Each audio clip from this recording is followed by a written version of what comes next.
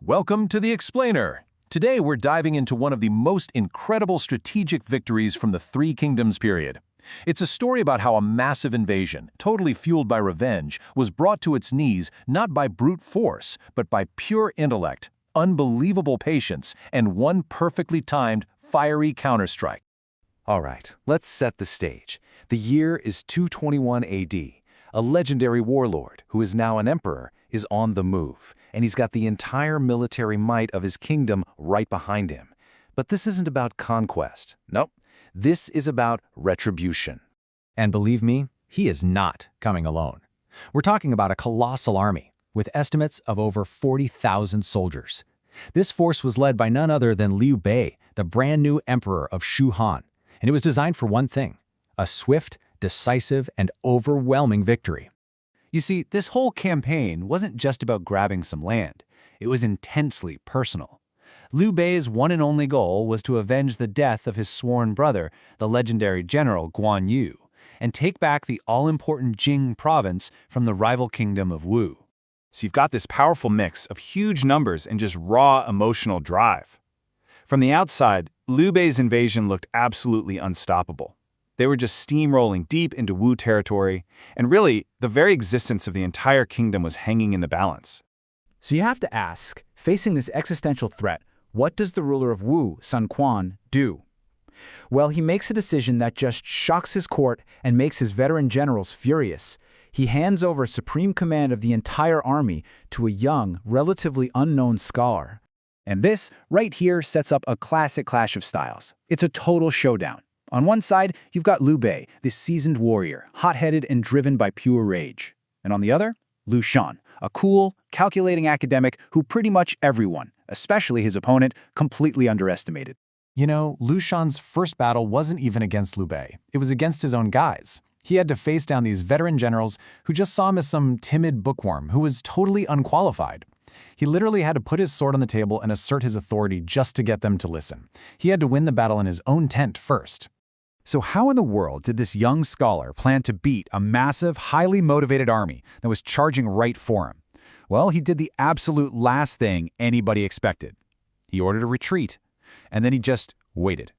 Now, this wasn't cowardice, not at all. It was a brilliant, sophisticated strategy we call proactive defense. It's basically the art of using softness against hardness. Liu Shan's whole plan was to let Liu Bei's greatest strengths, that huge army and all its momentum, just exhaust themselves against Wu's defenses. It's like strategic jujitsu. And he kept this up for 6 long months, from February all the way to July. As you can see, Liu Shan just patiently held his ground. He took the taunts from the enemy, he dealt with the dissent from his own men, and he gave up territory just to stretch Liu Bei's supply lines thinner and thinner, all while waiting for that fiery determination to just burn itself out. And this wasn't just passive waiting either. It was active, sharp observation. At one point, Liu Bei tried to bait him, sending a small force forward to provoke a fight. But Liu Shan's analytical mind saw right through it.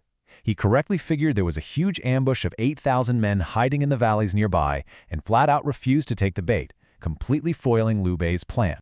As the summer heat peaked, Liu Bei's impatience and the sweltering weather pushed him into making a whole series of terrible tactical errors. And without even realizing it, he was turning his own massive encampment into the perfect tinderbox, just waiting for a spark.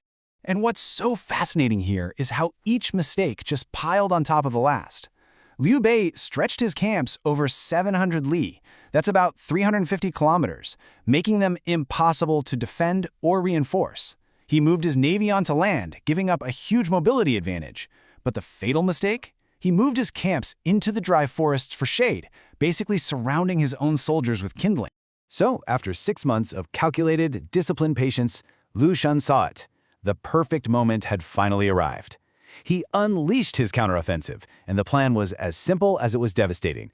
Wait for the right wind and then set everything on fire. The result for the Shu army was an absolute catastrophe. In just a single night of fire and coordinated attacks, more than 40 of Liu Bei's interconnected camps were utterly annihilated. So in just a matter of hours, that seemingly invincible invasion force just disintegrated. The Shu army was shattered, key commanders were killed in the chaos, and Emperor Liu Bei himself had to make a desperate retreat, barely escaping with his life to the fortress of Baidicheng. But right here is where the story takes another fascinating turn. After achieving one of the most stunning victories of the entire era, Liu Shan once again did the completely unexpected. He stopped. He just stopped. I mean, think about it. Liu Bei's army is in ruins. The road to the Shu capital is basically wide open. Every military instinct would be screaming, "Press the advantage! Finish him!" So why did Liu Shan call off the chase? Because Liu Shan wasn't just thinking about this one battle. No, he was looking at the entire strategic map. He knew that the Third Great Kingdom, Wei, was just sitting up north, watching and waiting for Wu to overextend itself. He predicted, correctly, that a deep push into Shu would leave Wu's own borders exposed. And you know what? He was absolutely right. And that right there is the mark of true genius. By choosing prudence over glory, he didn't just win the Battle of Yiling. He saved his entire kingdom from a devastating war on two fronts. He understood that ultimate victory isn't just about destroying your enemy, it's about preserving your own strength for the next fight. Lu Xung's masterpiece at Yiling proves that strategy is about so much more than just fighting. It's about patience, it's about observation, and it's about foresight. It really teaches us that sometimes the most powerful weapon you have is restraint, and the most brilliant move is the one you choose not to make.